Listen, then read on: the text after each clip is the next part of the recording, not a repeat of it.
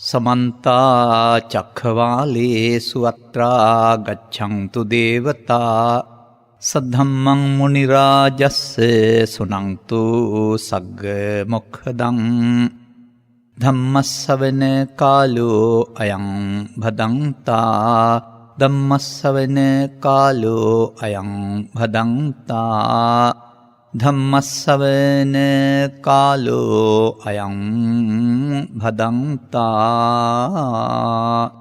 नमो तस् भगवतो अरहतो सम्मा सम्बुद्धस् नमो तस् भगवतो अरहतो सम्मा सम्बुद्धस् नमो तस् भगवतो अरहतो सम्मा सम्बुद्धस् अट्ठिमे भिक्खवे लोकधम्मा लोकं अनुपरिवर्तन्ति लोकोच अट्ठलोक ධම්මේ අනුපරිවත්තන්තිති. අද ධර්මානුශාසනාවෙහි සදහැවර අනුග්‍රහක දායකත්වයේ දරනු ලබන්නේ කෑගල්ල අඹවල පදිංචි කුමාරිහාමි මහත්මිය, බබිනා වෙලවිඩ මහත්මිය සහ පොතුහැර අරඹේපොළ පදිංචි පීබී අරඹේපොළ යුල විසින්. අනුග්‍රහක බෞතුන් ප්‍රමුඛ කොට සිටින්නා වූ ස්වකීය ධර්මාවබෝධය පුළුල් කරගෙන ජීවිතයේ දුකින් අත මුදවා ගැනීම සඳහා සද්ධර්ම ශ්‍රවණය කිරීමට net FM ගුවන්විදුලි නාලිකාව තෝරාගත්තා වූ ලංකාවාසී ලෝකවාසී සදහැබර පින්වතුනි. ඇතැමුන් හිතන පරිදි ධර්ම දේශනා කියලා කියන්නේ නිකන් කතන්දර. කතාවක් අහලා රස විඳිනවා වරුණා වෙන දෙයක් නැහැ කියලා හිතන්නේ. අතීතයේ සිදුවන සිද්ධියක් රස කරලා කියන එක, ඒක අහගෙන ඉඳලා hina වෙන එක, එහෙම නැත්නම් ඒ සිද්ධිය මතක තියාගන්න එක බණ ඇසීම කියලා හිතපු යුගයකුත් තිබුණා කියලා මමත් හිතනවා. නමුත් ත්‍රිපිටකය කියවගෙන යාමේදී මේ සූත්‍ර සියල්ල තුල අන්තර්ගත කරලා තිබෙන්නේ කුමක්ද කියලා තේරෙනවා. ඒ අතීත කතාවක් නෙවෙයි. ඒ සම්පූර්ණයෙන්ම මෙන්න මේ වගේ දෙයක්. දැන් ඔබ මංගල උත්සවයකට යන්නට හෝ එහෙම නැත්නම් රැකියාවට යන්නට හෝ සූදානම් වෙලා කැඩපත ඉස්සරහට යනවා. ඔබේ අල්මාරියේ තියෙන කැඩපත හෝ නැත්නම් කණ්ණාඩි මේසේ තියෙන කැඩපත ඉස්සරහට.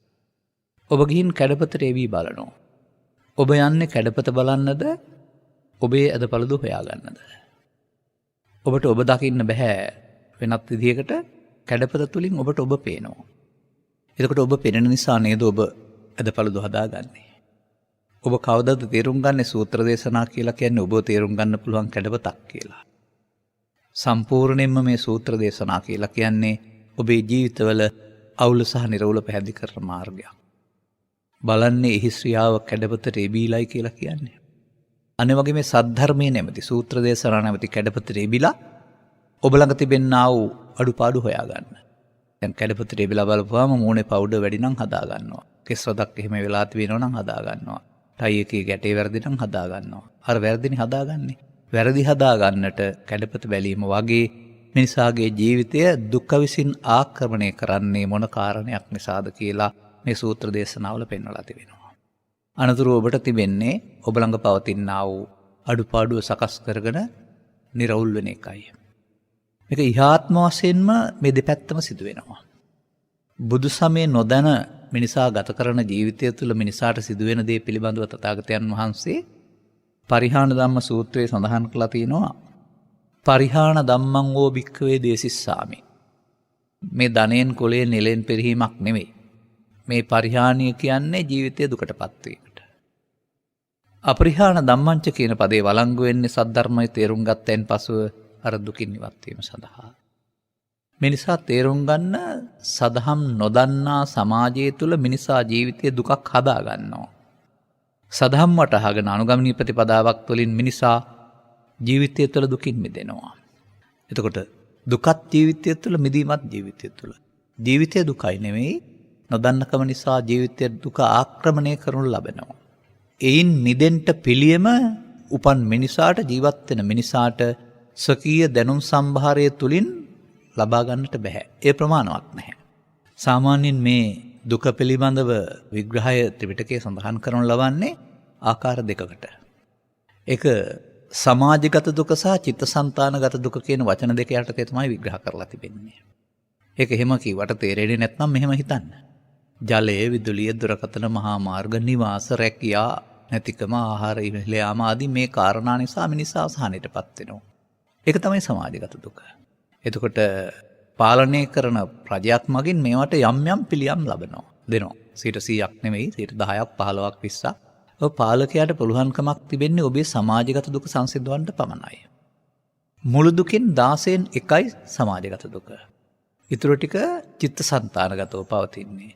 චිත්තසංතානගත දුක කියන එක එක්කෙනාට වෙනස් වෙන ඔබ විසින් ලෝකෙ දෙස වැරදි ආකාරයෙන් බැලීම තුළ ඔබ හදාගන්න එකක්.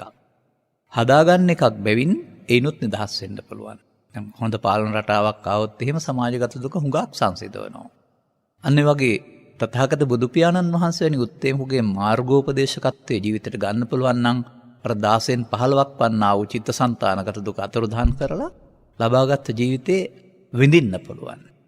සාමාන්‍යයෙන් මම දකින්නේ විඳින්න දුන් ජීවිතය පෘථග්ජන භාවය තුළ විඳවනවයි කියන එක. පසුගිය ධර්මදේශනාව කරමින් අපි ඔබට පසුගිය සතියේ මනෝපුබ්බංගමා ගාථා දෙක උදව් කරගෙන මිනිසා දුකටපත් වෙන්නේ ලෝකය නිසා නොව පදුට්ඨ චිත්තෝ නැත්නම් දූෂිත මනස නැත්නම් අප්‍රසන්න අපිරිසුදු මනස නිසා බව. මනස කෙලසා ගැනීම නිසා බවත් එයින් මිදෙන්න පුළුවන් නම් ඒ දුක නැති බවත් පැහැදිලි කරන්න උත්සාහ කළා. මෙහා සමානව දේශනාවක් ගනිමින් ඔබේ දැක්ම ගැඹුරු කරන්නට අද අපි කල්පනා කරනු ලබනවා. මේ අංගුත්තර නිකායේ පහපොතේ පවතිනා වූ පඨම සහ ද්විතීය කියලා සඳහන් කරලා තිබෙනා වූ ලෝක ධර්ම සූත්‍ර දෙකක් පවතිනවා. දෙකම තරමක් සමාන වුණත් අපි එකක් ගන්නවා. එහි සඳහන් පාඩයක් තමයි මම ඔබට ගත්තේ. මේක නොදන්න කෙනෙක් නැහැ. ඒක පාඩම් කරවන්න හැම නෙවෙයි මම මේ බණ කියන්නේ. මතක තබා ගන්න. මේක තුලට මේ එබිලා බලන්න ඕන මේ දුක කාටද තියෙන්නේ කියලා. මේ දුක නැත්තේ කාටද කියලා. අන්න ඒක මේකේ තියෙන සම්පූර්ණ සූත්‍ර දේශනාව පාලියෙන් සහ සිංහලෙන් කියන්න ගත්තා නෙවෙයි මම මේ පාඩ දෙකේ තිබෙනවා කාටද දුක තියෙන්නේ කාටද නැත්තේ කියලා. නම් ඔබට දුක තියෙනවා නම් ඔබ ඒ ගොඩේ කෙනෙක්. ඔබ නැති කරගන්න ඕන නම් ඔබ අනිත් ගොඩට මාරු වෙන්න ඕන. ඒක තමයි යෝජනාව තිබෙන්නේ. එතකොට එදත් අදත් ඉදිරියටත් මේ ලෝකේ සිදුවෙන සිදුවීම් ටිකක් තිබෙනවා. ඒවා නම් කරලා තිබෙනවා බාහිර ලෝකේ ධර්මතාව වශයෙන්. ඒකට කියනවා ලෝක ධර්ම කියලා. අර අට්ඨිමේ භික්ඛවේ ලෝක ධම්මා ලෝකං අනුපරිවත්තන්ති කියන එකේ තේරුම ලෝකේ පෙරලෙනවා. ලාභ අලාභ සැප දුක් නිന്ദා ප්‍රශංසා කියන මේ අට යටතේ ලෝකය වෙනස් වෙනවා නිරන්තරයෙන්. කවදාවත් එක්තැනක රැඳෙන්නේ නැහැ. එතන ලෝකයේ කිව්වේ මං හිතන්නේ බාහිර සිදුවීම් වලට. මේවා සමග ඇලීමක් ගැටිකරමක් ඇති කරගන්න මිනිසාගේ සිත තමයි ඊට පස්සේ ලෝකය කියන්නේ. ඒකත් අරට අනුව පෙරලෙනවා කියලා පෙන්වලා තිබෙනවා. ඒක තමයි ඊට පස්සේ පෙන්වන්නේ ලෝකෝච අට්ඨ ලෝක ධම්මේ පනුපරිවත්තන්ති. එතකොට මේ ලෝකපදේ බාහිර වශයෙන් ලෝකෙට යොදන අතර ඔබේ සිතෙහි හට ගන්නා වූ ඇති වෙන නැති වෙන කැඩෙන බිඳුන ස්වභාවයටත් ලෝක කියලා පෙන්වලා තිබෙනවා. මේක කියන්නේ කුමටද කියලා තවත් එහාට වචනයක් තිබෙනවා අපි ඒක ගනිමු ඉදිරියට. එතකොට අරානුව ඒ සිදුවීම් වලට අනුව ඔබත් මේකට මුහුණ දෙනවා. දැන් මට මතක් වෙනවා දහම් පාසල් අධ්‍යාපනය තුළ අපේ ගුරුවරු අපට කියලා දීපු දේවල්. ලෝකේ අටලෝ දහමක් තිබෙනවා.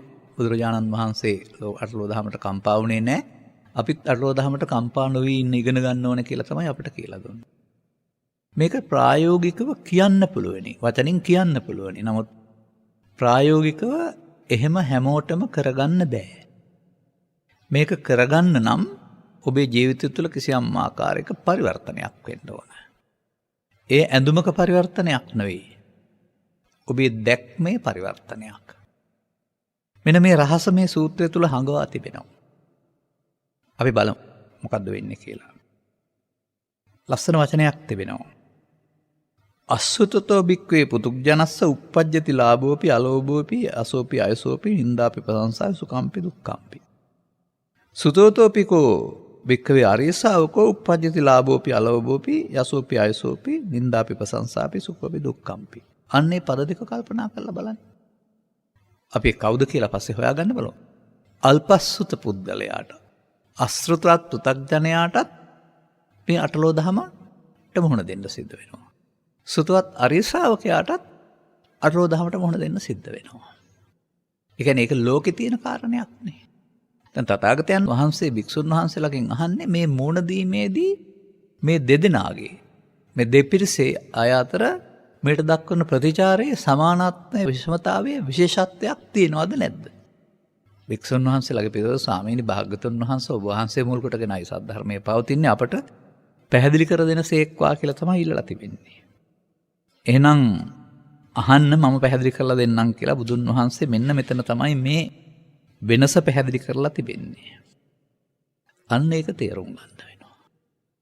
මේක පෙන්නනවා අශෘතවත් පෘථග්ජනයාටත් මේ ලාභය අලාභය සැප දුක නිന്ദා ප්‍රශංසා කියන ඒවා උපදිනවා.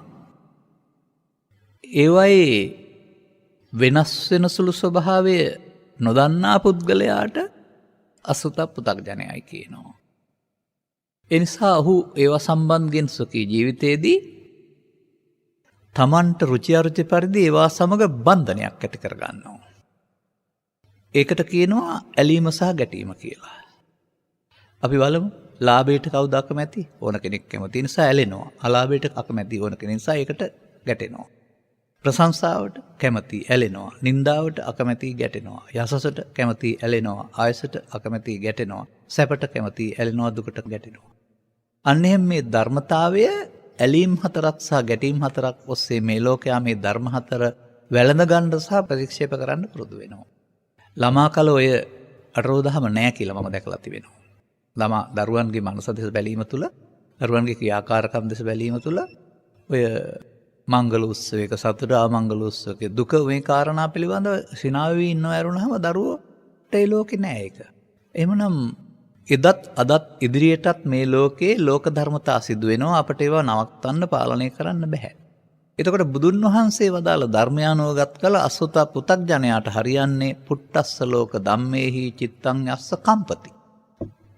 ලෝකේ උපන් මිනිසුන්ට මේ අටලෝ දහම තර්ජනය කරනවා. පුට්ටස්ස කියන එකේ බලපෑම් කරනවා කියලා කියන්නේ. ඔහු ඒයින් කම්පණයටපත් වී අඬනවා දුරනවා වැළපෙනවා රෝගී වෙනවා සමහරට මැරිලා වැටෙනවා.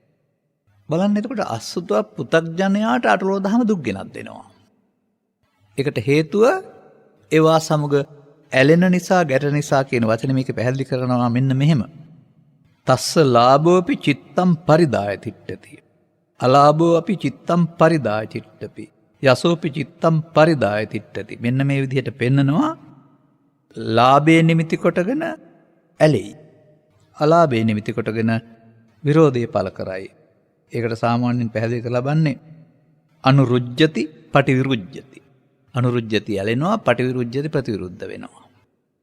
එතකොට ලෝකේ එක හැමදාමත් තිබුණා. අපි මේ ලෝකෙට ආවා. මුලින් අපිට මේක තිබුණේ නැහැ. අපි විසින් මේක හොඳයි කියලා අල්ලගන්න යාමෙන් එපා කියලා ප්‍රතික්ෂේප කරන්න යාමෙන් අපි තුළ ඇති වෙන අදහසක් අනුරෝධ විරෝධ සමාපන්නෝ. ඇලීම ප්‍රතිවිරුද්ධ වීම. හතරකට ඇලෙනවා හතරකට ගැටෙනවා. මෙන්න මේ හතරකට ඇලෙන එක සහ හතරට ගැටෙන එක පෘථග්ජනයා සතු උපන් ගේ තියෙන දෝෂයක්.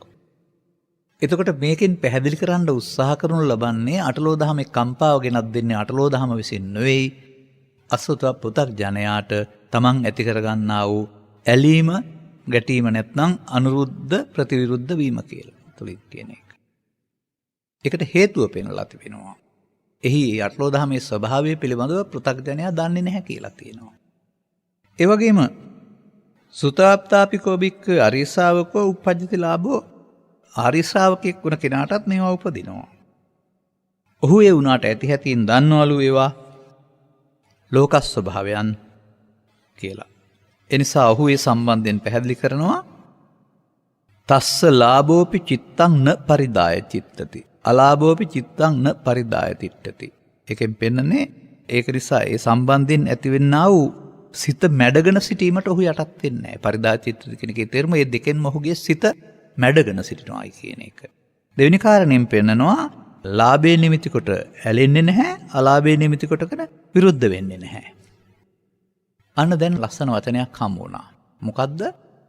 ලෝකේ හැමදෙනාටම මුහුණ දෙන්න සිදුවන කාරණයක් ලෝක ධර්මතාවය.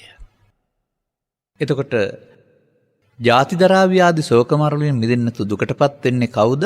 අසුතක් පුතක් ජනයා. ඒ අසුතක් පුතක් ජනයා කුමක් නිසාද? ලාභෙහි ඇලෙන නිසා, අලාභෙහි ගැටෙන නිසා. ඒවා ඔහුව මුසපත් කරන නිසා.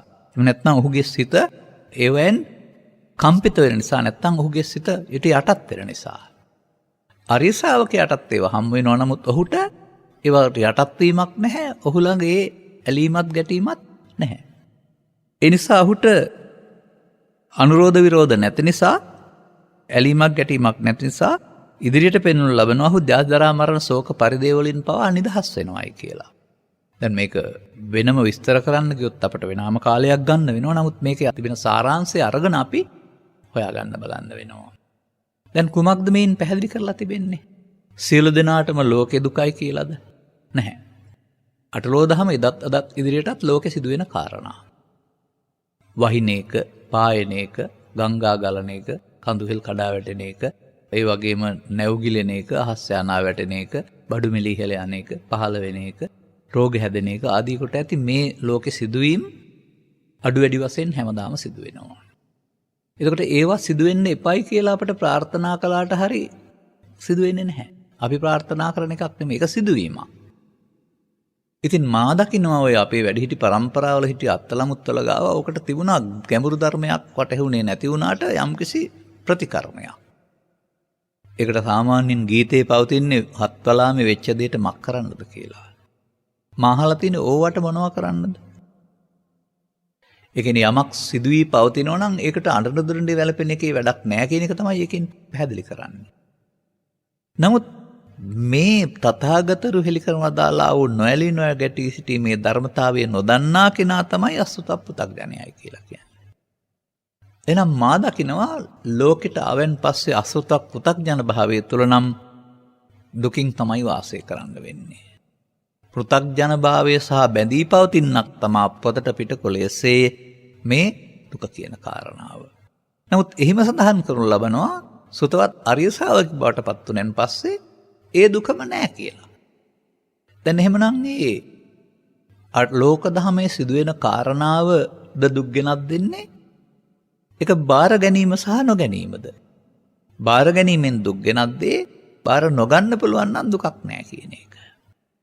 එතකොට කිසියම් ආකාරයක ලෝකේ දැකීම සඳහා ඔබට ජීවන ප්‍රතිපදාවක් මෙහි නිර්දේශ කරනවානේ.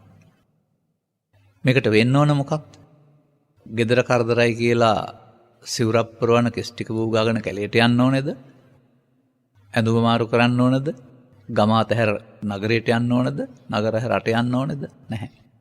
එහෙම විකල්ප ක්‍රියාමාර්ගයක් තුල හිසේ රදයට කොට්ටේ මාරු වෙන එක විතරයි වෙන්නේ.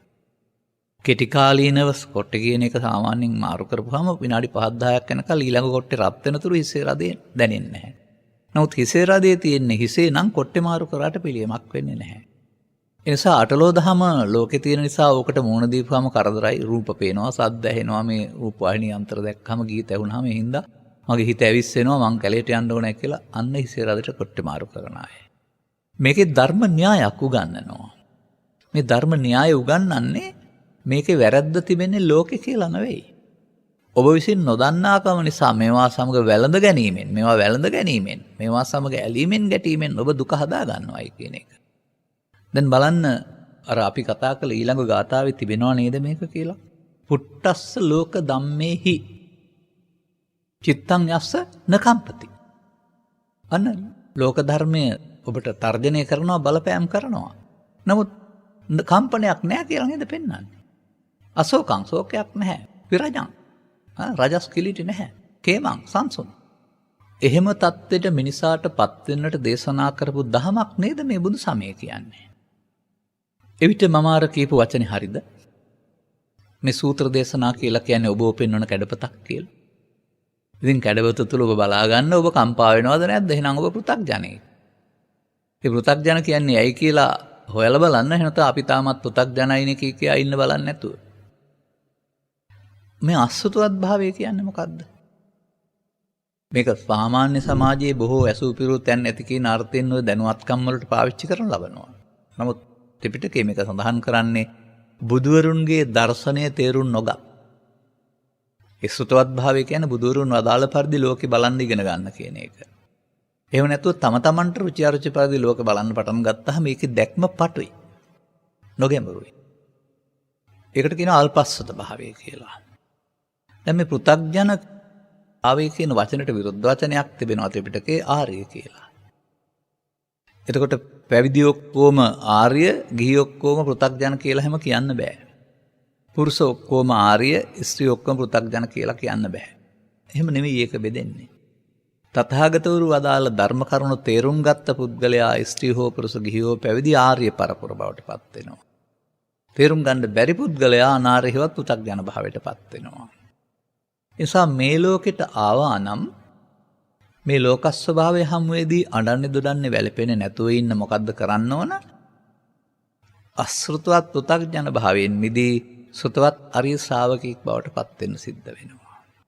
මේ සූත්‍රය තුල සෘතවත් අරිය ශ්‍රාවක භාවය විස්තර කරලා තියෙන්නේ කෙසේද? අන්න ඒ ඔබේ දැක්ම බවට පත් කරගන්න වෙනවා. මම අසෘතවත් පෘථග්ජන භාවය ඔබට පැහැදිලි කරන්නම්. ඒක මේ ලෝකේ පුරා පැවතිනා වූ විශාල මුලාවක්. ආගම් ಜಾති ભેදයකින් තොරව. ඔවුන්ට පේන මට්ටමින් ඒක හරි. නමුත් තථාගතවරු හෙළි කරන මට්ටමින් ඒක නිවැරදි දැක්මක් නෙමෙයි. අපි උදාහරණයක් මෙහෙම ගනිමු. මටත් මතකයි මගේ ළමා කාලය තුල අවදි වුණාම දැනටත් එහෙමයි ඒක. ඉර උදා වෙනවා උදේට හවසට බහැලා යනවා. අපිට පෙනෙන්නේ අපි ඉන්නවා හැමදාම මෙතන ඉර ඇවිත් යනවා. එතකොට අපේ ඇහැට පේන මට්ටම හරිනේ. හොඳයි ඔබ තාරකා විද්‍යාව හරි භූගෝල විද්‍යාව හරි හදාarලා බලන්න. මේ ඇත්තද කියලා. එතකොට තේරෙවි සූර්ය ග්‍රහ මණ්ඩලයේ සූර්යයා එක තැනක තිබෙනවා මේ වටේ තිබෙන ග්‍රහයෝ ඒ වටා භ්‍රමණය වෙනවා. වෘත්තාකාරව අණ්ඩාකාරව ආදී වශයෙන්. එතකොට අපි ඉන්නවා ඉර යනවා කියන එක හරිද? ඉර තියෙනවා අපි ඒ වට යනවා කියන එක නේද හරි? දැන් ඔය ඇහැට පේන එක වැරදිනේ. මේහා සමානව මේ ලෝකේ ජීවත් වෙන්න යාමේදී ඔබේ ඇසට මෝහාන්ධකාරය නැමැති දැලක් වැටෙනවා. මේ දැලට පෙනෙන විදිහේ වැරද්ද නිසා තමයි ඔබට මේ අමාරු වැටෙන්න සිද්ධ වෙන්නේ. ඒ නිසා මිනිසාට බුදුරජාණන් වහන්සේ ඊට වඩා හොඳින් දකින්න පුළුවන් ප්‍රඥා ඇස නැමැති ඇසක් ලබා දෙනවා. මෙන්න මේ ප්‍රඥා ඇස ලබා ගැනීම සඳහා අනුගමනය කරන්න ඕන ක්‍රියාමාර්ග කීපයක් ත්‍රිපිටකයේ පවතිනවා. කුමක්ද? පරතෝච ගෝසෝ යෝනිසෝච මනසිකාරෝ සත්පුරුෂ සංසේවෝ සද්ධම්ම සවණං. තව කිවිතු ඊට පැත්තෙන් පෙන්නනවා. ඒ දේවල් තේරුම් අරන් පැහැදිලි කරන අයට සවන් දීලා තේරුම් ගන්න ඕන. අර පරතෝච ගෝසෝ කියන වශයෙන් පෙන්වන්නේ එම කරුණු පැහැදිලි කරන අයට සවන් දීම. සාමාන්‍යයෙන් කෝ බණ ඇසීම කියලා පරිවර්තනය කරලා තිබෙනවා. ඒ වගේම එබඳු පුද්ගලයන්ගේ ඇසුරට කල්යාණ මිත්‍ර සේවනය කියනවා.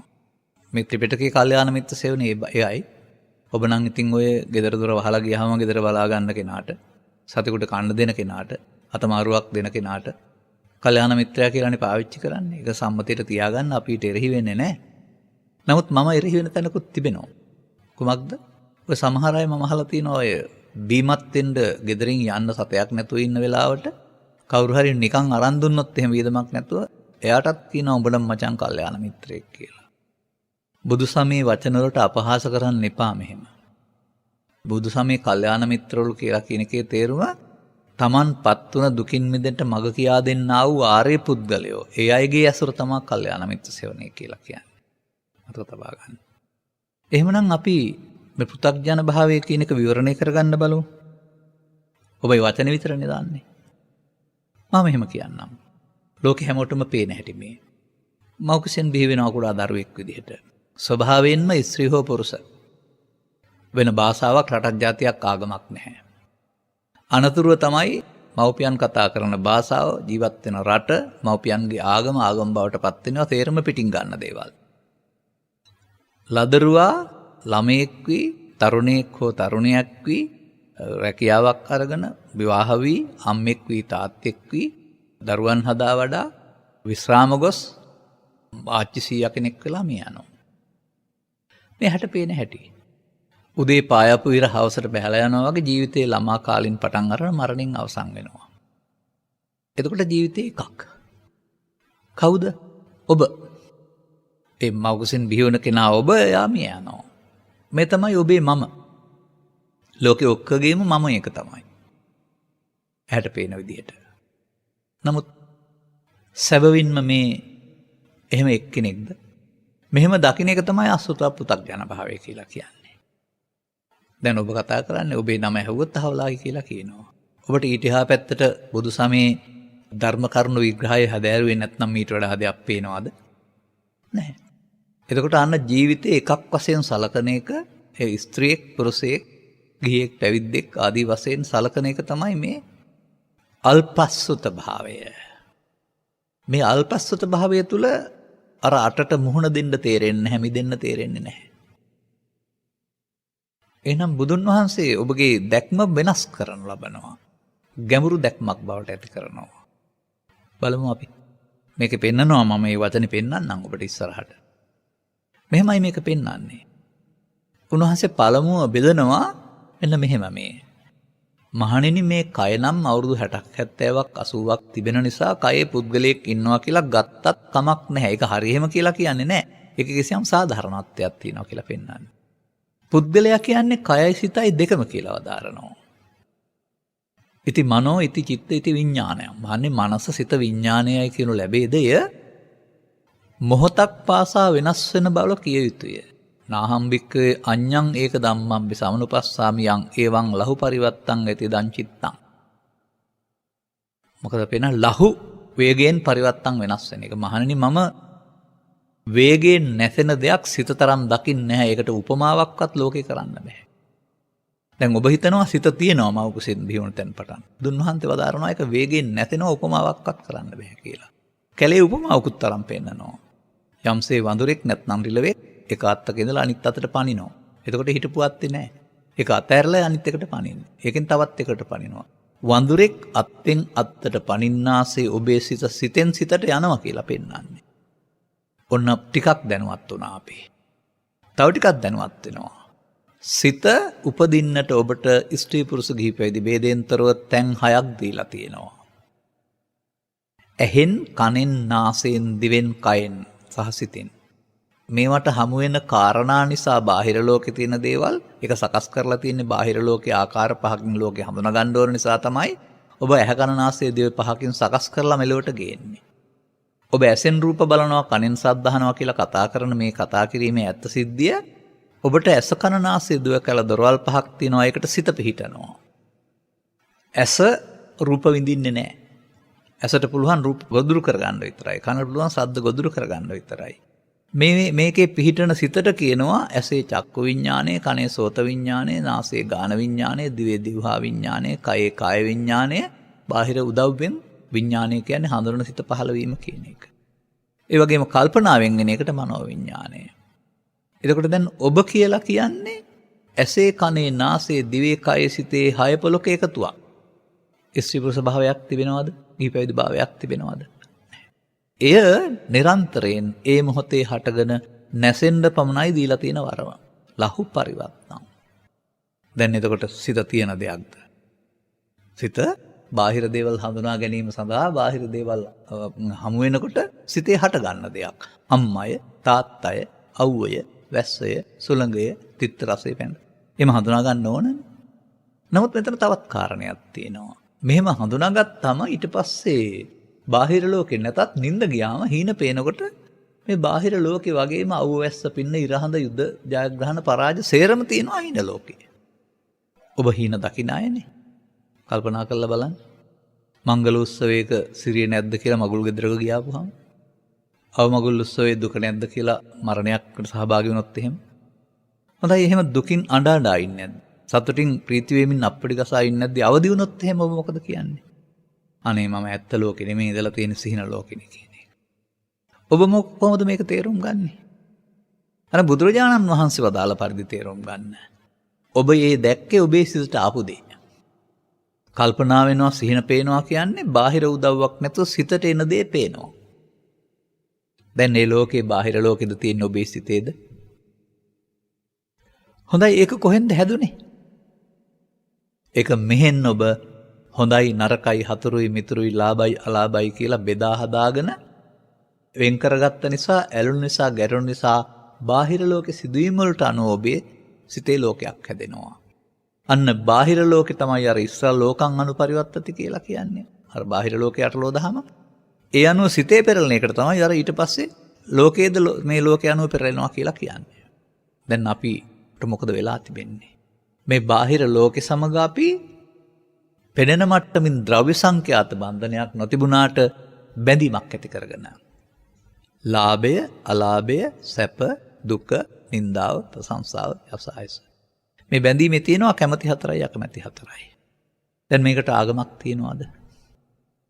දැන් මේවායේ ස්වභාවය ලෝකෙත් මේවා වෙනස් වෙනවා නිරන්තරයෙන්. කවදාවත් බඩු මිල ඉහළ තියෙන්නෙත් නැහැ, තෙල් මිල ඉහළ තියෙන්නෙත් නැහැ. ඉහළ යනවා පහළ යනවා. ලාභ අලාභ වෙනවා. ඒ වෙනස් වෙනවානේ. අන්න ඒ වගේ සිතට හට ගන්න කිසිවක් තියන්නත් බෑ, වෙනස් වෙනවා. දැන් මේ සිතට හට ගන්න දෙයට කියන නම මොකද්ද?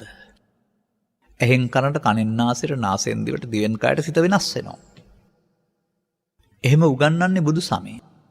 අර මම කතා කළ වෙනත් ආගමික ග්‍රන්ථවල සිත කය දෙකකට බෙදලා සියුම් ධමයක් උගන්වන්නේ නැහැ. මම හිතනවා මෙන්න මේ ඔය චිත්තසයිසික රූප නිබ්බාන ක්‍රමයට ඉස්කෝලේ උගන්වන නැත්නම් අභිධර්මයේ උගන්වන වචන ටික පාඩම් කර ගැනීම නෙමෙයි මම මේ කියන්නේ. ඔබ මෙසේ ඔබේ ස්වභාවය කය සිත වශයෙන් දෙකට බෙදාන හඳුනා ගැනීම තමයි එක්තරා අභිධර්මයක් හෙවත් ගැඹුරු ධර්මයේ වෙන්නේ. අභිධර්මයේ දන්නේ නැතුව නිවන් දකින්න බෑ කියන එකේ තේරුම මෙන්න මේ ගැඹුරු ධර්මතාවය තුළ ඔබේ කම්පණය ඇති වෙන ආකාරය සහ මිදෙන ආකාරය තේරුම් ගන්න නැතිව මේක කරන්න බෑ කියන එක. මතක තබා ගන්න. දැන් අපි යන්නේ එහෙමනම් තවත් ටිකක් එහාට කාරණයකට. මේ අසුත පුතඥයාට නෙමේ අම්මා, මේ තාත්තා, මේ ඉස්සේ, මේ පුරුෂයා, මේ මම මේ මව කුසින් බිහිවෙන් පටන් මැරෙන කල්ම මම ඉන්නවා කියලා පේන්නේ යාට තමයි. සුතවත් අරිය ශ්‍රාවකයා සහ අසුතවත් පෘථග්ජනයා අතර වෙනස මේ සූත්‍රයේ පෙන්වලා තියෙන්නේ කොහොමද? මේකේ තිබෙනවා තවත් ලස්සන වචනයක්.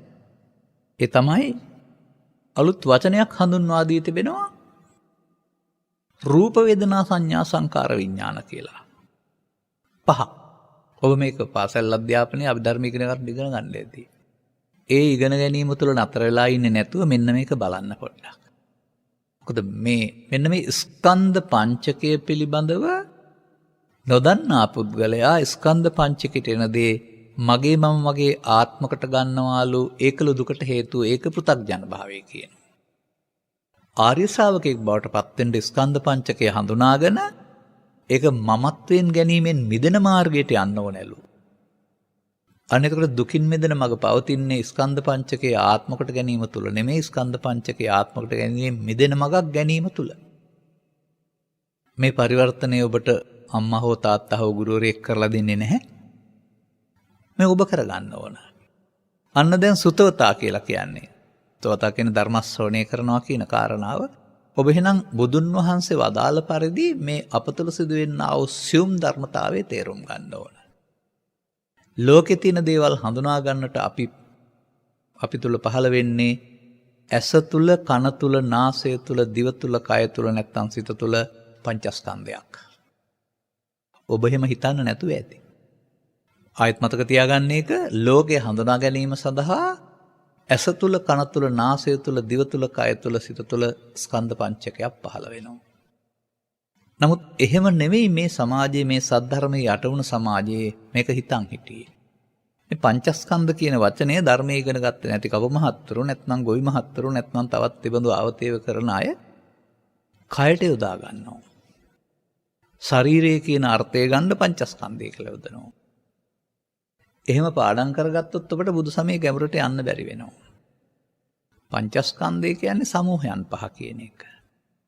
සමූහය තමයි රූප වේදනා සංඥා සංකාර කියලා. විඥාන කියන්නේ. ඒවා ඒ නම් තියලා තියෙන්නේ ඒවෙන් කරන කෘත්‍ය අනුව. එතකොට මේ සමූහයන් පහ මම කියවනේද ඇසේ කනේ නාසයේ පහළ වෙනවායි කියලා. එහෙමනම් සමූහයන් පහේව හයක් පහළ වෙන්න ඕන නේද ඔබේ ජීවිතය තුළ? උදේ අවදූතෙන් පටන් ඇසට රූපේදී ඇසට රූපේ පේනවා කියන එක පංචස්කන්ධයක් වශයෙන් ඉගෙන ගන්න වෙනවා. කනට ශබ්දයක් ඇහෙනවා කියන එක පංචස්කන්ධයක් වශයෙන් ඉගෙන ගන්න වෙනවා. එහෙම නැත්නම් හිතට තරහක් එනවා, දුකක් එනවා කියන එක මට තරහක් ආවා කියන එක වෙනුවට ඒක පංචස්කන්ධයේ පහළවීමක් වශයෙන් ඉගෙන ගන්න වෙනවා. නමුත් ඔබ ඉගෙනගත් පුද්ගලයා වශයෙන් ගත්ත එකේ ඒක කියවෙන්නේ නැහැ. එමත් නැත්නම් ඔබට තවත් ක්‍රමයක් උගන්වනවා. නාම රූප. නාම කියන්නේ සිත පැත්ත, රූප කියන්නේ ශරීරය පැත්ත කියලා. එතකොට රූප කියන්නේ ශරීරය නැත්නම් පඨවි ආපෝ තේජෝ, වේදනා සංඥා සංකාර නාම කියලා සියවස් කීපයක් තිස්සේ තවත් අර්ථයක් ඇවිත් තිබෙනවා. මේකත් ලියනවා කියනවා පාඩම් කරනවා විෂය නිර්දේශය පවා තිබෙනවා. මමත් ඒක තමයි ඉගෙන ගත්තේ ඉස්සර නම්. ඒ වුණාට මට හමු වෙනවා සංයුත්ත නිකායේ කන්දක වර්ගයේ තියෙනවා සූත්‍රයක්. විශේෂ සූත්‍රයක්. සත්තට්ඨාන කුසල. මෙන්න මේක කියවනකොට හමු වෙනවා අපි මේ වරද්දගෙන නේද ඉන්නේ කියලා. තථාගතයන් වහන්සේ මේකේ පැහැදිලි කරනවා මිනිසාට ලෝකේ ජීවත් වෙනකොට වේදනා හයකුයි, සංඥා හයකුයි, සංකාර හයකුයි, විඥාන හයකුයි පහළ වෙනවා කියලා. දැන් හිතන්න හයක් පහළ වෙන්නේ කොහෙන්ද කියලා. මට නම් හිතෙන්නේ හයක් පහළ වෙන්නේ ඇහි, කනේ, නාසයේ, දිවේ, කයේ, සිතේ කියලා. දැන් වේදනා කියන පදයට ගන්න සැප දුක් උපේක්ෂා වශයෙන් විඳිනවා කියන අර්ථය. සංඥා කියන පදයට ගන්න ඒ දේ හඳුනනවා කියන අර්ථය. සංඛාර කියන පදයට ගන්න ඒකට එකතු කරන චේතනාත්මක පැත්ත කියන සම්ප්‍රාද්දය. විඥාන කියන පදයට ගන්න මේ සිදුවෙන සියල්ල දැන හඳුනා ගැනීම කියන අර්ථය. දැන් ඔබේ ඇහැට මොනවද හමු වෙන්නේ? ඔබේ ඇහැ සකස් කරලා තියෙන ඉදිරියෙන් තියෙන රූප හමු වෙන්නේ. ඒ රූප මුලින්ම හමු වෙන කාලේ හතරෙක් හෝ මෙතරෙක් වශයෙන් නැත්නම් ඔබට සැප හෝ දුක් උපේක්ෂාවක් වේදනාවක් තිබුණේ නෑ නේද? අනතුරුව මේ පුද්ගලයා මිතුරෙක් බවට පත් කරගත්තාම දකින්නට සැප වේදනාවක් උපදිනවා නේද? හතරෙක් බවට පත් කරගත්තාම දුක් වේදනාවක් උපදිනවා නේද? දැන් අර ඉස්සරහ ඉන්න පුද්ගලයා ඔබට දෙන වේදනාව එයාද දෙන්නේ? ඔබ හදාගත්ත හතුරුකම මිතුරුකමද දෙන්නේ? එයාගේ උදව්වෙන් ඔබේ සිතේ උපදින්නේ. දැන් මේ රූපය කියන්නේ ඔබේ ශරීරයේද ඉස්සරහින් ඉන්න පුද්ගලයාද? නෑ. රූප, ශබ්ද රූප, ගන්ධ රූප, රස රූප, පොට්ටප්ප රූප, ධම්ම රූප කියලා දොරවල් හයට රූප හයක් පහළ වෙනවා කියලා තියෙනවා නේද? රූප තණ්හා, ශබ්ද තණ්හා, ගන්ධ තණ්හා, රස තණ්හා, පොට්ටබ්බ තණ්හා කියලා තණ්හායකුත් තියෙනවා කියලා නේද? තණ්හාය තියෙන කුමක් නිසාද? ශරීරයට තියෙන තණ්හාවද රූප තණ්හාව කියන්නේ? නෑ. රූප නැමැති අරමුණට, ශබ්ද නැමැති අරමුණට, ගන්ධ නැමැති අරමුණට, රස නැමැති අරමුණට මේ අරමුණ සමග ඇති කරගන්නා වූ ඇලීමට ගැටීමට නමක් නේද මේ තණ්හා කියලා කියන්නේ. දැන් මට මෙහෙම කියන්න. වේදනා කියන්නේ විඳිනවා කියන අර්ථය නම් ඔබ නාට්‍යයක් හෝ චිත්‍රපටයක් නරඹමින් ඉන්න වෙලාවට ඔබ විඳින්නේ ඔබේ ශරීරයේද? නැත්නම් ඒ නාට්‍ය හෝ චිත්‍රපටයේ තියෙන රූපයේද? ඔබ ගීතයක් රස විඳින්න ඉන්න වෙලාවට විඳින්නේ ඔබේ ශරීරයේද? ගීතයේ රසයේද? ඔබ ගන්ධයක් විඳින වෙලාවට විඳින්නේ ඔබේ ශරීරයේද? ගන්ධයේද? දැන් මේ වේදනාවට පාත්‍ර වෙන්නේ ශරීරයේද? අර රූප, සද්ද, ගන්ධ, රස, පොට්ටබ්බ ධම්ම කියන අරමුණු හයද? ඔබ ළඟ සිදු වෙනවා නම් පිළිගන්න ඕන මම කියන නිසා හෝ පොතේ තියෙන නිසා නෙවෙයි, බුදුන් වහන්සේ වදාළ නිසා නෙවෙයි, ඇත්ත නිසා. දැන් තව ටිකක් ඉගෙන ගන්න. ඔබ බලා ගන්න ඕන නම් ඔබට පෙනෙන්නේ නැහැ. ඔබ කැඩවතක් තුලින් බලනවා. ඔබ බලන්නේ පිළිඹුවක ප්‍රතිබිම්බයක උදව්වෙන්. ඒක තේරෙනවනේ නේ? ඔබ බලා ගන්න ඕන නම් ආලෝකයේ තියෙන වෙලාව කැඩපතක් ගාවට ගියාම කැඩපතේ තියෙන ප්‍රතිබිම්බයෙන් ඔබව පේනවා. නිකම්ම ඔබ බලා ගන්න බෑ. මෙන්න මේ වගේ බාහිර ආලෝකයේ වැටුනහම ඉදිරියෙන් තියෙන පුද්ගලයෙකුට හෝ ගසකට හෝ ඒ සෙවණැල්ල ඇස තුල හැදෙනව නේද? අර ඉදිරියෙන් තියෙන එක බිම්බය නම් ඇස තුල හැදෙන එක පටිබිම්බය නේද? ඒ පටිබිම්බය නිසා නේද ලෝකේ හඳුනාගන්නේ. එතකොට ඉදිරියෙන් තියෙන පුද්ගලයා හතුරෙක් වෙන්නේ පටිබිම්බය හතුරෙක් කරගත්තොත් නේද? ඉදිරියෙන් තියෙන පුද්ගලයා මිතුරෙක් වෙන්නේ පටිබිම්බය මිතුරෙක් කරගත්තොත් නේද? පුද්ගලයා එක්කෙනයි Taman බෙදා ගන්න ආකාරයට තමයි මේ හතුරු මිතුරු වෙන්නේ. දැන් මේ හතුරා මිතුරා ඉන්නේ ඉස්සරහින් ඉන්න පුද්ගලයාගේ Tamanගේ හිතේද?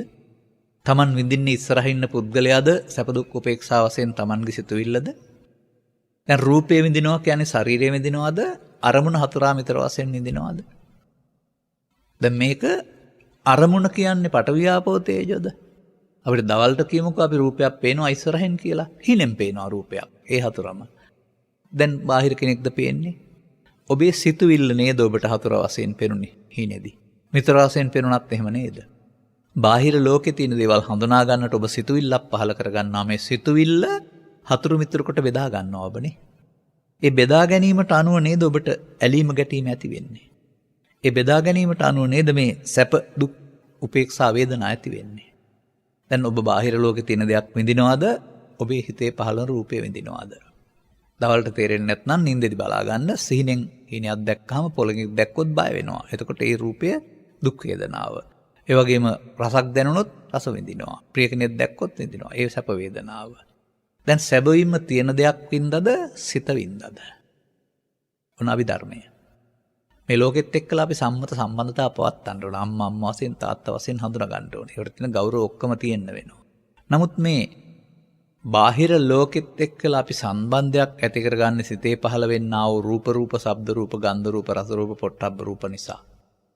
ඒ රූපය තමයි අපිට කැමති පරිදි සැප දුක් උපේක්ෂා එකකින් වේදනාවෙන් විඳින්නේ. ඒ රූපය තමයි රූප සංඥා, ශබ්ද සංඥා, ගන්ධ සංඥා වශයෙන් දොරවල් හයෙන් හඳුනන්නේ. ඒකට අනුව තමයි අර ඇලෙන්නේ ගැටෙන්නේ. මිතුරා නම් ඇලෙනවා නම් හතුරා නම් ගැටෙනවා. ඒක තමයි සංකාර ස්කන්ධය. දැන් මෙසේ මේ ඇස තුළ රූප වේදනා සංඥා සංකාර හතරකින් කරපු කර්තව්‍ය විශේෂයෙන් දැන ගැනීම විඥානයයි. කන තුළ ශබ්ද රූපයේ වේදනා සංඥා සංකාර හතරෙන් බෙදපු ආකාරය විශේෂයෙන් දැන ගැනීම විඥානය. දැන් මෙසේ ඇසෙන් කනට කනෙන් නාසයට නාසයෙන් දිවට දිවෙන් කයට මොකද වෙන්නේ? රූප වේදනා සංඥා සංකාර පහක් ඇති වෙලා නැසෙනවා. පහෙන් පහට ඇස තුලමත් පහේව ඇති වෙනවා නැසෙනවා. ඇසෙන් කනට මාරු වෙනවා. දැන් ස්කන්ධ පංචකය කියන්නේ ශරීරයේද ලෝකේ හඳුනා ගැනීම සඳහා ඔබේ ඇසේ කනේ නාසයේ පහළ වෙන ධර්මතාවයේද? ඒකට නාම රූප කියන්නේ රූප කියන්නේ ශරීරයේ නාම කියලා බෙදුවට ඒක ඔක්කොම නාම රූප හේවත් සිතේ තියෙන රූප නේද? තවත් අර්ථයක් තියෙනවා. කොස් කියන්නේ නාමයක්, දෙල් කියන්නේ නාමයක්, ගස් කියන්නේ නාමයක්. එතකොට මේ නම් කරපු රූප අපට කොස් දෙල් වශයෙන් පේනවා. පොල් ගහට කොස් කීවනම්, හිරමණේට මන්නේ කීවනම් අපට අද පේන්නේ ඒ ආකාරයෙන්. ඒවා එතකොට තිබෙන දේවල් නෙමෙයි අපි නම් කරපු රූප. නාම රූප අපට පේනකොට අපේ සිතේ හට ගන්නවා රූප වේදනා සංඥා සංකාර පහ. දැන් මෙන්න මේ අපි ලෝකේ ජීවත් වෙනකොට ලෝකෙත් එක්කලා සම්බන්ධතා ඇති කරගන්නේ මේ රූප වේදනා සංඥා සංකාර පහ නැමැති හටගන්න ඒකකෙන් බව අසත පුතග්ජනයා දන්නේ නැහැ. ලෝකේ කවුරුවත් දන්නේ නැහැ. අපි මෞකසෙන් බිහි වුණ තැනලා මැරෙනකල් මෙන්න මමක් ඉන්නවා කියලා මේක හිතනවා. නමුත් අර වඳුර අත්ෙන් අත්තට මාරු වෙනවා වගේ පෙන්වන්නේ ස්කන්ධ පහෙන් පහට සිත වෙනස් වෙනවායි කියන එක. එහෙමනම් ඔබට තේරෙනවද මෞකසෙන් බිහි වී ජීවිතාවසානයේ දක්වා ජීවත් වෙලා මැරෙන එක සම්මත පිළිගැනීමක්? සිතෙන් සිතට ස්කන්ධ පංචකයෙන් පංචකට මැරෙනවායි කියලා. මොනවද උපදින්නේ? ලෝභය උපදිනවා, ද්වේෂය උපදිනවා, මෝහය උපදිනවා, සතුට උපදිනවා, දුක උපදිනවා, ලාභය උපදිනවා, අලාභය උපදිනවා. ඒවට ඇති වෙලා නැති වෙලා යන්න වෙනවා. ඇති වෙන එක අපිට ලෝකේ හඳුනා ගන්න උදව් වෙනවා, නැති වෙන එක අපිට නවත්තන්න බෑ. දැන් බලන්න මේ පංචස්කන්ධ විග්‍රහයට ස්ත්‍රී පුරුෂ කිහි පැවිදි ભેදයක් තියෙනවද කියලා? ජාතික ජාත්‍යන්තර ભેදයක් තියෙනවද කියලා? ආගමක් තියෙනවද කියලා? මෙන්න මේක නොදන්නා පුද්ගලයාට පෘථග්ජනයයි කියලා කියනවා. අපි මේ පරිහරණය කරන්නේ ස්කන්ධ පහක් මගින් ලෝකෙත් එක්කලා සම්බන්ධතා ඇති කරගන්නේ. එහෙම දකින්න බැරි පුද්ගලයාට අල්පස්සත භාවයක් තියෙනවායි කියලා. එනම් පංචස්කන්ධ ධර්මතාවයේ බුදු සමය පමණයි උගන්වන්නේ. ඒකත් වරද්දලා හුඟක් උගන්වන්නේ. එහෙනම් අපි හැමෝටම අසුතෝ පෘථග්ජනයෝ බවට පත් වෙලා ඉන්න වෙලා තියෙනවා. මොකද බුදු සමයේ මේ අභිධර්මයේ විග්‍රහ නොවන නිසා. දැන් මෙන්න මේකට එන එකක් තමයි අර ලාභය, අලාභය, සැප, දුක, නිന്ദා ප්‍රශංසා කියන්නේ ඒ මොහොතේට අර ඇසෙන් කනෙන් නාසෙන් එන එකක්. අපි ඒක බාහිර දෙයක සිදුවීම සිතින් ගන්නා වූ සිතුවිල්ලකින් හඳුනා ගැනීමක් වශයෙන් සලකන්නේ නැතිව ඒකට අපි අගයක් එකතු කරන්න ගන්නවා. ළමා කාලේ ඉඳලා හොඳයි නරකයි සැපයි දුකයි කැමැති අකමැති හරි වැරදි. අන්න පරිදාය චිත්තති කියන්නේ මේ බැඳෙනවට. ඊට පස්සේ අනුරුජ්ජති පටිවිරුජ්ජති කියන්නේ ඇලෙනවා ගැටෙනවට. දැන් මෙන්න මේ ලෝක ධර්ම සමග ඇලීම ගැටීම නිසා ඔබට දුක් ගෙනත් දෙනවා. ඇරුණාම ලෝක ධර්ම වල දුක තියෙනවා නම් බුදුන්ටත් ගැලවෙන්න බෑ. දැන් ඔබේ ජීවිතය තුළ ළමා කාලයේ සිට මහලු කාලය දක්වා මේ ලෝක ධර්මයට ඇලීම ගැටීම නැවති මාර්ගය යනවා නම් ඇලෙන කරුණු සංඛ්‍යාව වැඩි වෙන්න ගැටෙන කරුණු සංඛ්‍යාව වැඩි වෙන්න ඔබට දුක් විඳින්න වෙනවා. උගත්ද බුද්ධිමත්ද ධනවත්ද දේශීයද විදාසීයද ගිහිද පැවිදිද කියලා නැහැ. එතකොට මේ බුදු සමයෙන් සඳහන් කරන්නා වූ දුක කියන එක ලෝකෙ තියෙන එකක් නෙමෙයි. ඒ මොහොතේ තමන් හිතේ උපදින දෙයක්. බලන්න. ජරා ව්‍යාධි ශෝක පරිදේව දුක්ඛ දෝමනස් උපායාස මොනවද මේවා? සිතේ හට ගන්න දේවල්නේ. දැඩි වෙහෙස, ආතතිය, පීඩනය. ඕවා තිබුණාද කුඩා දරුවෙකුට? නෑනේ. එහෙනම් ඔබට තේරෙනවද මේක හදාගත් එකක් කියලා? කොහොමද මේක හැදුනේ? අන්න හැදුණු බව දන්නේ නැතුවම මිදෙන්න බෑ. බුදුන් වහන්සේ හැදුණු හැටි පෙන්නනවා. පරිහාන ධම්මංගෝ භික්ඛවේ දේසිස්සාමි අපරිහාන ධම්මංච. එක වචනකින් පෙන්නනවා. අන්න මේ මම උත්සාහ කළේ මෙතන මේ ලෝක ධර්මතාවයන් තුළ ලෝක ධර්ම ලෝකෙ තිබුණට ඒවා දුක් ගෙනත් දෙන්නේ නැහැ. දුක් ගෙනත් දෙන්නේ අපි ඇති කරගන්නා වූ ඇලීම ගැටීම. ඇලීම ගැටීමේ ස්වභාව ප්‍රත්‍යඥයාගේ ස්වභාවයයි ආර්ය බවට පත් වෙනවායි කියන්නේ මේ ස්කන්ධ පංචකයේ ඇලෙන ගැටෙන ස්වභාවය අයින් කරනවා. දැන් මේ පංචස්කන්ධේ පහළ වෙනකොට මොකද වෙන්නේ? ඇලීමෙන් ලෝභ, ගැටීමෙන් දෝෂ. එතකොට අන්න එතන තමයි තථාගතයන් වහන්සේ වදාරන්නේ අසුත පුතග්ජනයාට මේ හිතට එන දේ මම කොට ගත්ත බොහොම සංසාරයේ එයින් මිදෙන්න බැරිකම. දැන් ඒ මම මයන්නද කයද? සිතට එන දේ මොකද්ද? ලෝභය, ද්වේෂය, මෝහය, ඊර්ෂ්‍යාව, ක්‍රෝධය, වෛරය, පවපින ධානය. මේ ඕනෑම දෙයක් සමග ඇලීමෙන් හැදෙන දෙයක් මම කියලා නේද පෙන්වන්නේ? ගැටීමෙන් හැදෙන දෙයක් නේද? අන්න පංචස්කන්ධයේ ඇලීමෙන් පංචස්කන්ධය සමග ගැටීමෙන් පංච උපාදානස්කන්ධය බවට පත් වෙනවා.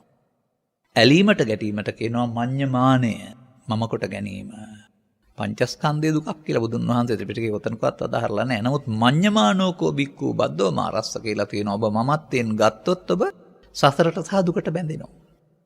දැන් වරද තිබෙන්නේ මමත්වෙන් ගැනීමේනේ. ඒක නේද පරිහාන ධම්මංගෝ භික්ඛවේ දේසිස්සා. මේක නේද පෘථග්ජන භාවයේ දුකටපත් වෙන වැරදි මාවත. තථාගතයන් වහන්සේ ඔබට විස්තර කරලා බලන අමඤ්ඤමානෝ මුත්තෝ පාපිමතෝ. ඔබට මේ මඤ්ඤමාණයෙන් ගන්න නැතුව ඉන්න පුළුවන් නම් මායාවෙන් මිදෙන්නත් පුළුවන්. අන්නර අටලෝ දහම කියන කාරණාවේදී ලාභය, අලාභය, සැප දුක් නිന്ദා ප්‍රශංසා කැමැති අකමැති වශයෙන් මමත්වයෙන් ගත්ත පුද්ගලයාට නේද දුක තියෙන්නේ. අර අනුරුජ්ජති පටිවිරුජ්ජති කියන එකෙන් පෙන්නන්නේ. තව එක වචනයක් තියෙනවා මේක තව පැහැදිලි කළේ නෑ තවත් ඉස්සරහට ගන්න හිතාන. අනේ අනුරුද්ධ්‍යති පටිවිරුද්ධති අතෑරපුවාම ඇලෙන්න ගැටෙන්නේ නැතුවම සෘතවත් ආර්ය ශ්‍රාවකයාට ලෝක ධර්මයේ පහළ වෙනවා. හිත ඇතුලෙන් එන්නට මම කොට ගැනීමක්, ඇල්මක් ගැටීමක් නැත්නම් ඔහු සිතින් ලෝකෙත් එක්කලා ඇලීම නිදහස් කරගත්තා වෙනවනේ. දැන් ලෝකෙද හදන්න තියෙන්නේ, සිතද හදන්න තියෙන්නේ. මේ සිතට එන දේ සමග ඇලුණු ගැටෙන පුරුද්දට කියනවා මමත්වයෙන් ගැනීම. හෙවත් ඒ මොහොතේ උපන් හැඟීම මගේ, මම මගේ ආත්ම හෙවත් නිත්‍ය සුඛාත්ම වශයෙන් ගැනීම කියලා. මේ සත්‍ය සංසාරයේ ඇවිදින්නේ පව හෝ පින හෝ ධානය හෝ එකට එන දේ මගේ සහ මම සහ මගේ ආත්ම කොට කියන්නේ නැති වුණාට මමත්වයෙන් ගැනීමෙන් හෙවත් මඤ්ඤමානයෙන්. මේ නිසා ඔහුට මේක තේරුම් ගත්තේ නැත්නම් මෙතනින් කොහාට ගියත් අපායෙත් පව නැමැති මමත්වයෙන් ගැනීම තිබෙනවා. දෙවියන් අතර පින මමත්වයෙන් ගැනීම තිබෙනවා. බ්‍රහ්මයින් අතර ධානයේ මමත්වයෙන් ගැනීම තිබෙනවා. අනිකුත් ආගමිකයන් තුලත් මේක කොයි ආකාරයෙන් හෝ මමත්වයෙන් ගැනීමේ දෝෂය පවතිනවා. ඒ නිසා මමත්වයෙන් ගැනීමේ දෝෂය තුල සිටී ඇතිවෙනා වූ කම්පණය වළක්වන්නට කාටවත් බෑ. ඔන්න බුදු සමයෙන් පෙන්වන දුක. ඒක එතකොට එක එක්කෙනාට ආවේනික දෙයක්. තම තමන් මේකට ඇලෙන ගැටෙන ස්වභාවයට අනුව තමයි මේකේ මේ තියෙන්නේ. දැන් තථාගතයන් වහන්සේ ජීවිතය තුළ මෙන්න මේ මමත්වයෙන් ගැනීමේ ප්‍රතිපදාව වර්ධනය කරගන්නවට කියනවා අසුත පුතග්ජන භාවය තුළ දුකට බැඳෙනවායි කියලා. අනුසෝතගාමී යන පැත්තට යන. ඔබට ජීවිතය ලබා දීලා තථාගතවරු ජීවිතයේ මුලදී සද්ධර්මයේ කියා දෙන්නේ මේ දැක්ම වෙනස් කරගෙන පටිසෝතගාමී වෙන්න. සුතත් ආර්ය ශ්‍රාවකයා අලුතින් දුක් හදාගන්න නැතුව ඇලෙන්නේ ගැටෙන්නේ නැතුව ඇලිච්ච ටික අයින් කරගෙන යනවා. අන්න ඔබට පැවරෙන වගකීම. මේ ජීවිතය තුළ අම්මෙක් වශයෙන්, තාත්තෙක් වශයෙන්, ගුරුවරයෙක් වශයෙන්, ශිෂ්‍යෙක් වශයෙන් Tamanට අදාළ කර්තව්‍යයක් තිබෙනවා. ඒ යහපත් කර්තව්‍ය කිසිවක් වෙනස් කරන්න ඕන නැහැ. නමුත් මේ ඔබ හදාගත්ත වරද ඔබට දුක් ගෙනත් දෙන බව තේරුම් ගත්තහම පංචස්කන්ධයෙන් පංචස්කන්ධයට මැරෙනවා නම් අල්ලා ගැනීමෙන් සසරට බැඳෙන එක දුක් ගෙනත් දෙනවා. ඒ දුක් ගෙනත් දෙන්නේ හිත ඇතුළේ තිබිලා හිතට එන නිසා. හිත ඇතුළට තිබිලා එන්නේ හිත ඇතුළට තියෙන නිසා. ඒ හිත ඇතුළට තියන්න හේතු එකතු කරනවාට තමයි අල්ලා ගැනීම කියලා කියන්නේ. අතින් නෙවෙයි. මම ඕක ලේසියෙන් අරින්නේ නැහැ. මම හොඳ වැඩක් කරන්නම්කෝ මටත් වෙලාවක් ආවා. අන්න ඒකට තමයි මඤ්ඤමානය කියන්නේ. එතකොට බුදු සමයේ මම යන්න, මයන්න හෝ කයන්න යන නෙවෙයි. මේ ඇහැට කනට නාසයට දීපු අරමුණට කියනවා රූප වේදනා සංඥා සංකාර හේවත් සක්කාය කියලා. මේකට එන දේ ලාභයේද ලෝභයේද සැපද දුකද බයද තරහද පවද පිනද ඒක සමග ඇලීම මුලාවට කියනවා දිට්ඨි. පංචස්කන්ධය ආත්මකට ගැනීම පංච උපාදානස්කන්ධයයි සක්කාය දිට්ඨියයි. සක්කාය දිට්ඨිය සතරට බැඳෙන එකක් නේ. පංචස්කන්ධයෙන් සතරට බැඳෙන්නේ නැහැ. මමත්වෙන් ගත්තාම සතරට බැඳෙනවා. දැන් ඔබට සංයෝජනයට බැඳිලා දුකින් මිදෙන්න පුළුවන් නේද? බැහැනේ. සංයෝජන කඩන පාරක් බුදු සමය කියලා කියන්නේ. දැන් බැඳෙන ආකාරය තේරුම් ගන්න එක සද්ධර්ම ශ්‍රවණයේ ප්‍රතිඵලයක්. ඊට පස්සේ මිදෙන්න කටයුතු කරන එක අනුගමනීය ප්‍රතිපදාවක්. නිසා ඔබ අතින් සිදුවන වැරද්ද ඔබ ජීවිතය තුළ නිවැරදි කරගන්න ඕන. වැරද්ද තේරෙන්න වෙනවා. අන්න තථාගතයන් වහන්සේගේ ධර්ම දේශනාවල පළවෙනි මාර්ගයේ මේ වැරද්ද පැහැදිලි කරලා දෙන එක සමාජයට. ඒ වරද තේරුම් ගත්ත පුද්ගලයාට උන්වහන්සේ යෝජනා කරනවා මෙහෙම බලන්න දැන් නිවැරදි කරගන්න පුළුවන්. ජීවිත අවසානය දක්වා වරද්දාගත්තොත් දුකින්ම පරලෝ යන්න සිද්ධ වෙනවා. හැකිතාක් ඉක්මනින් මේ වැරද්ද තේරුම් ගත්තොත් එතනින් එහාට නිවැරදි කරගන්න කාලය තියෙනවා. අන්නේ නිවැරදි කරගන්නා සෝවාන් සිට රහත් දක්වාම නිවැරදි කරගන්නවා. වැරදි කරගන්නාට සෝවාන් ආදී මඟඵල ලැබෙන්නේ නැහැ. වෘතග්ජනෙක් වශයෙන් ජීවත් වෙනවා. ඔහුට පව් විපාකක් තියෙත් පින් විපාකක් තියෙනවොත් අටලෝ දහමේ දුක් විපාකේ එහෙමම තියෙවි. මෙන්න මේ කරුණු තේරුම් ගන්නට ධර්ම ශ්‍රවණය කරන්න. අපි තවත් සූත්‍ර දේශනා ආශ්‍රයෙන් ඉදිරියට කරුණු පැහැදිලි කරන්න කල්පනා කරනවා. මේ සරල දේශනාවක් කලේ මූලික දේශනාවන් වශයෙන්. එබැවින් මෙම කරුණු වටහා ගැනීම තුළ ඔබටත් ඉහාත්ම වශයෙන්ම මේ දුක කියන්නේ ලෝකේ තියෙන දෙයක් නෙමෙයි, ඔබ හදාගන්න දෙයක්. ඔබ ඇලීමෙන් ගැටීමෙන් මේක හදාගන්නේ. ඒ වගේම බුදුන් වහන්සේ ඇලෙන්නේ නැත්නම් මේ ලෝකේ තියෙන දුක් ඔබට නෑ. අන්න චිත්තං යස්ස නකම්පති තැනට හදාගත්තාම දුක වෙනුවට එතන නිවීම ඇති. අන්නේ නිවන මං පෙත් සොයන්නට ඔබගේ ජීවිතය අනිකුත් යහපත් කටයුතු සමග භාවිතා කරන ලෙස මතක් කරමින් ධර්මානුශාසනාව මෙතකින් අවසන් කරනු ලබනවා. අද ධර්මානුශාසනාවේ සදහවර දායකත්වය දැරුවේ කෑගල්ල අඹවල පදිංචි කුමාරිහාමී මහත්මිය, බබිනා වෙලබඩ මහත්මිය සහ පොතුහැර අරඹේපල පදිංචි පී.බී. අරඹේපල යොල විසින්. ඔවුන්ගේ ප්‍රාර්ථනා අතර මියගිය විලියම් බණ්ඩාර පියාණන්, ලොකු කුමාරිහාමී මෑණියන්, වී.එස්. වෙලබඩ ස්වාමිපුරුෂයා ඇතුළු එම පවුලේ නැසී ගිය සියලුම ඥාතීන්ට සහ බබිනා මහත්මියගේ දෙමව්පියන්ට පින් පැමිණීම සඳහා පින් පැමිණීමට මත්ින් ඔබ වෙනුවෙන් කරපු මෙහෙවරට ඔවුන්ට ගුණානුස්මරණයක් කරන්න උපහාරයක් කරන්න. සියලු දෙනාට පින් පැමිණේවා කියලා කියන්න එපා. එතකොට ඔක්කොම පෙරේතයෝ බවට පත් වෙනවා, නැත්නම් පරදත්ත උපජීවීන් බවට පත් වෙනවා. බුදුන් වහන්සේ වදාළන්නේ අදාළ තැන හිටියොත් ලැබෙනවා පින් කියලා. ඒ නිසා පින් බලාපොරොත්තු වන්නේ නම් පින් අනුමෝදන් වේවා කියලා ඔවුන් ඔක්කොම එතෙන්ට යන්නේ නැහැ. ඒ නිසා ඔබේ මේ දැක්ම නිවැරදි කරගන්න ධර්ම ශ්‍රවණය කරලා ඔවුන් හැමට ගුණානුස්මරණයක් උපහාරයක් වේවා. පින් කැමති කෙනෙක් නැත්නම් පින් අනුමෝදන් වේවා කියලා ප්‍රාර්ථනා කරන්න.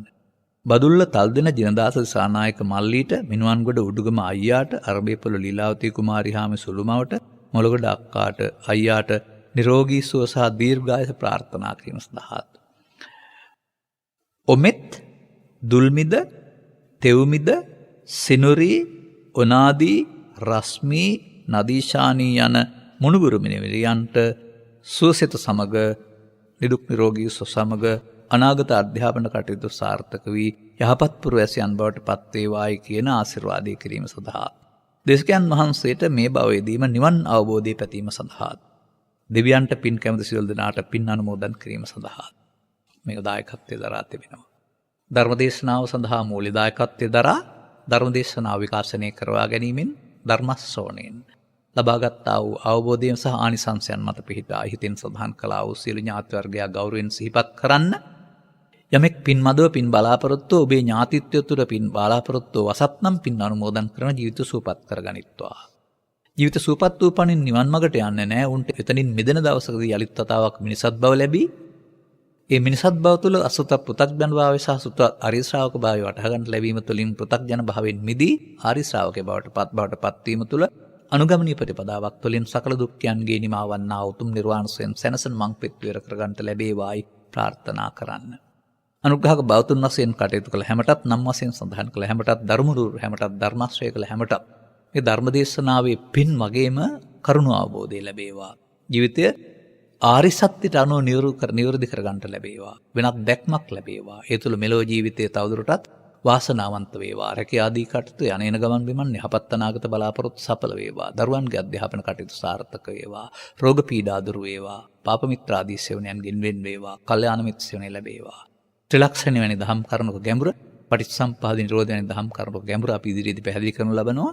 පංච උපාදානස්කන්ධය තුළ නුවණින් දැක ගන්න තරම් ඔබගේ නුවණ මොහු කරා යෑමේදී ඔබ හැමතත් සකල දුක්ඛයන්ගේ නිමාවන්නා උතුම් නිර්වාණ සැනසෙන මං පෙත් විවර කරන්නට හේතු වාසනා වේවායි කියලා හැමෝම සාදු කියලා ප්‍රාර්ථනා කරගන්න. ආකාසට්ඨා ච බුම්මට්ටා දේවා නාග මහිද්దికා පුඤ්ඤන්තං අනුමෝදිත්වා චිරං රක්ඛන්තු ත්වං සදා. සෑම දිනාටම තෙරුවන් සරණයි.